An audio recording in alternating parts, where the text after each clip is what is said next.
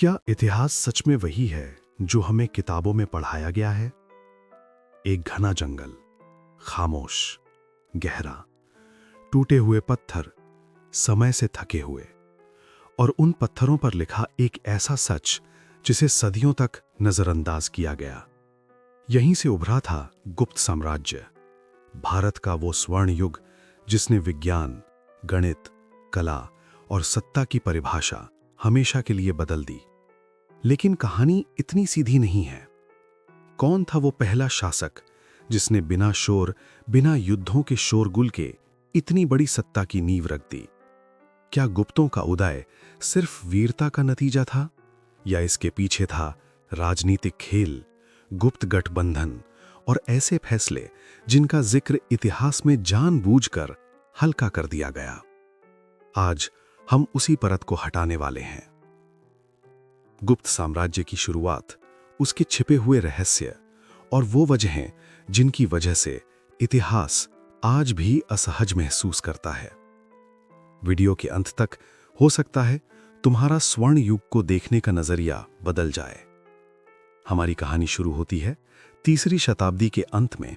उत्तरी भारत कोई एक देश नहीं था, वो था छोटे छोटे राज्यों का अखाड़ा जहां हर शासक दूसरे को गिराने में लगा था। कोई केंद्र नहीं, कोई व्यवस्था नहीं, और कोई ऐसा नाम नहीं जिसे सम्राट कहा जा सके।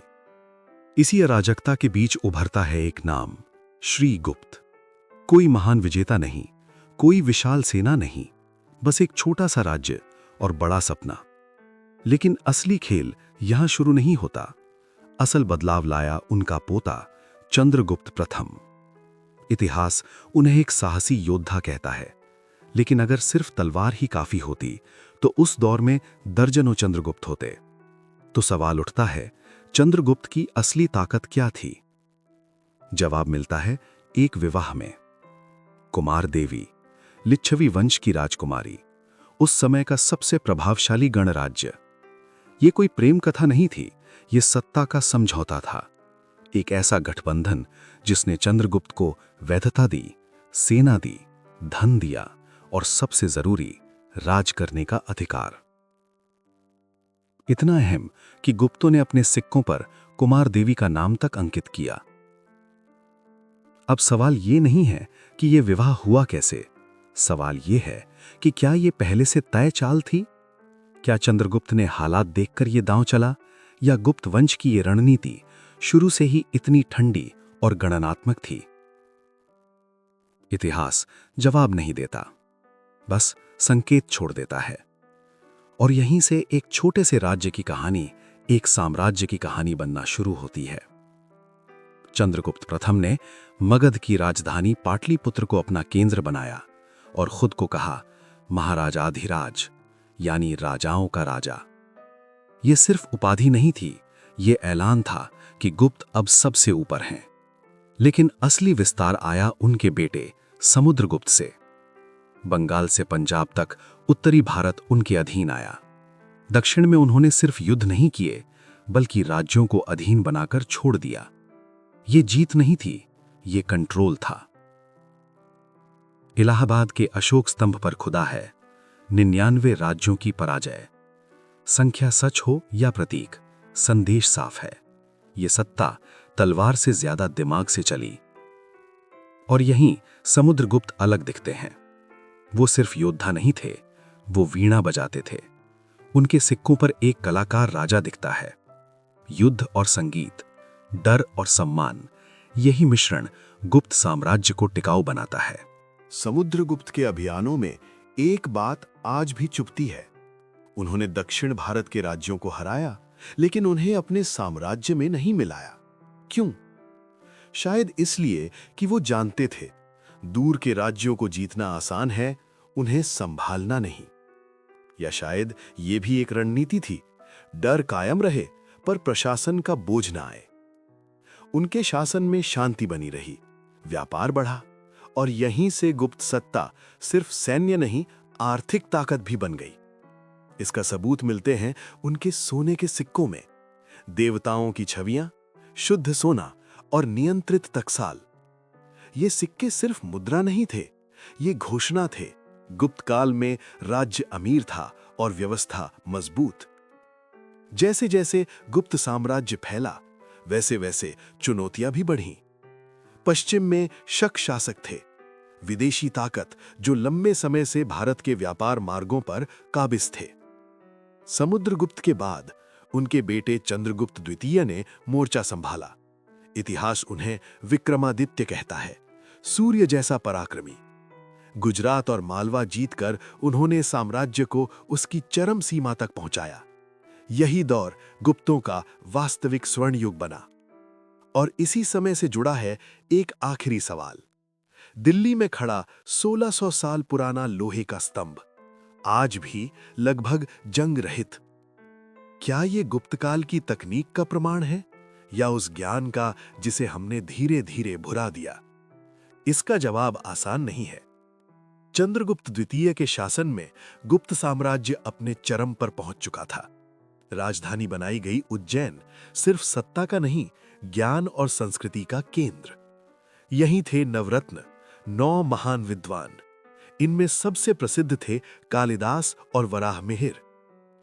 कालिदास ने संस्कृत को वो ऊंचाई दी जहां शब्द सिर्फ भाषा नहीं, अनुभव बन जाते हैं। शकुंतला जैसे नाटक प्रेम, प्रकृति और मानवीय भावनाओं को अमर कर देते हैं। लेकिन यहीं एक सवाल खड़ा होता है, कालिदास आखिर थे कौन? कुछ मानते हैं वो साधारण व्यक्ति थे जिन्हें विद्या देवी की कृपा मिली।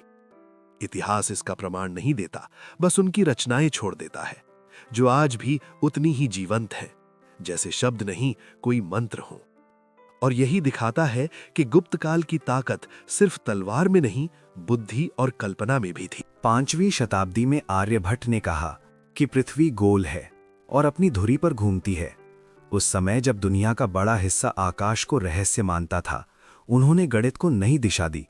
शून्य को सिर्फ खाली जगह नहीं, एक विचार की तरह समझा गया, एक ऐसी अवधारणा जिसके बिना आधुनिक गणना संभव नहीं। इसके बाद आते हैं ब्रह्मगुप्त। नकारात्मक संख्याएं, शून्य के नियम जो आज स्कूल की किताबों में हैं, तब पहली बार व्यवस्थित किए गए। चिकित्सा में सुश्रुत का ज्ञान आगे बढ़ा। शल्य चिकित्सा के उपकरण, प्रक्रियाएं और रोगों का वर्गीकरण, ये सब अनुमान नहीं, लिखित ग्रंथों में मिलता है। और फिर आता है एक खामोश सवाल, दिल्ली का लोहे का स्तंभ, करीब 7 मीटर ऊंचा, 1600 साल पुराना और लगभग जंग रहित। वैज्ञानिक मानते हैं कि इसमें लोहे की शुद्धता और फास्फोरस की मात्रा असाधारण है। तकनीक समझ में आती है, लेकिन उस स्तर की धातुकर्म क्षमता आज भी हैरान करती है। कोई जादू नहीं, कोई एलियन नहीं, बस ऐसा ज्ञान जो अपने समय से काफी आगे था। और शायद यही गुप्त काल का असली रहस्य है। कला और वास्तुकला में गुप्त काल ने अपनी सबसे साफ छाप छोड़ी है। अजंता की गुफाएं, जहां दीवारों पर बनी चित्रकारी आज भी सांस लेती हुई लगती है। भाव, गति और कथा सब कुछ पत्थर में दर्ज। मंदिर वास्तुकला में दशावतार मंदिर और विष्णु की प्रतिमाएं ये दिखाती हैं कि देवता सिर्फ पूज्य नहीं, दृश्य रूप में समझे जा रहे थे। इन चित्रों में कोई गुप्त कोड नहीं, लेकिन एक साफ संदेश जरूर है। कला सिर्फ सजावट नहीं, विचार व्यक्त करने का माध्यम थी। व्यापार ने इस संस्कृति को ताकत दी। रोम और चीन से संपर्क, सोने के सिक्के और स्थिर व्यापार मार्ग। धर्म के स्तर पर कठोरता नहीं दिखती। हिंदू, बौद्ध, जैन सब समानांतर चलते हैं। चीनी यात्री फाहियान यहीं का जिक्र करता है। शांति, मुफ्त अस्पताल और कम दंड व्यवस्था। एक दिलचस्प बात यह है कि फाहियान राजा से नहीं मिला। शायद दरबार तक पहुंच हर किसी के लिए खुली नहीं थी, या शायद प्रशासन इतना स्थिर था कि राजा को दिखावे की जरूरत नहीं थी। इतिहास यहां भी सिर्फ संकेत देता है, पूरा जवाब नहीं। लेकिन हर साम्राज्य की तरह इस कहानी का भी अंत आता है। 5वीं शताब्दी के अंत में कुमारगुप्त और स्कंदगुप्त ने सत्ता संभाली। उसी समय पश्चिम से हूण आए, मध्य एशिया के कठोर योद्धा जिनका आतंक यूरोप से लेकर भारत तक फैल चुका था। स्कंदगुप्त ने उन्हें रोका, लेकिन जीत की कीमत भारी थी। सेना थकी, खजाना खाली हुआ और प्रशासन कमजोर पड़ने लगा। धीरे धीरे एक मजबूत व्यवस्था दरारों से भरने लगी। 550 ईस्वी के आसपास गुप्त वंश समाप्त हो गया, लेकिन गुप्त काल खत्म नहीं हुआ। उनका असली उत्तराधिकार राजमहलों में नहीं, ज्ञान में बचा। वेदों की व्याख्याएं, पुराण, महाकाव्य, विज्ञान, कला और गणित, ये सब आज भी जीवित हैं। गुप्त काल इसलिए याद नहीं किया जाता कि वो कितना शक्तिशाली था, बल्कि इसलिए कि उसने शक्ति से ज्यादा विचार को महत्व दिया, और शायद यही उसका सबसे बड़ा रहस्य है। इतिहास खत्म हो सकता है, विचार नहीं। अब सवाल हमसे है, क्या हम उस विरासत को सिर्फ याद रखेंगे या समझने की कोशिश भी करेंगे? आप कमेंट्स में बताइए।